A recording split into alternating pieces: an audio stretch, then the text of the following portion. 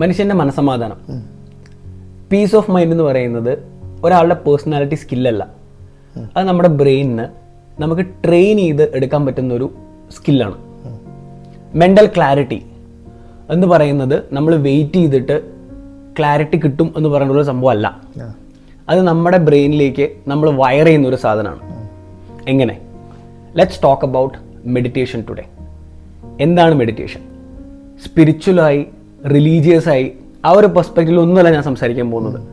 പ്യുവറായിട്ട് psychology പരമായി ഒരു biological proven ടൂളായിട്ട് meditation എങ്ങനെ നമുക്ക് ഉപയോഗിക്കാം. That will be our discussion today. അതിനാദ്യം മനസ്സിലാക്കേണ്ടത് എന്താണ് മെഡിറ്റേഷൻ എന്നുള്ളതാണ്. സിമ്പിളായിട്ട് പറഞ്ഞു കഴിഞ്ഞാൽ മെഡിറ്റേഷൻ എന്ന് പറയുന്നത് ഒരു പർട്ടിക്കുലർ ആക്ടിവിറ്റിയിൽ മാത്രം ഒരു ഇൻസ്റ്റൻറ്റിൽ ഫോക്കസ് ചെയ്തുകൊണ്ടിരിക്കുക.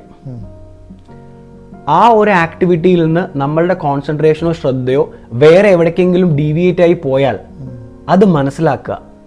അത് മനസ്സിലാക്കി ആ ശ്രദ്ധേനെ തിരിച്ചു കൊണ്ടുവരിക.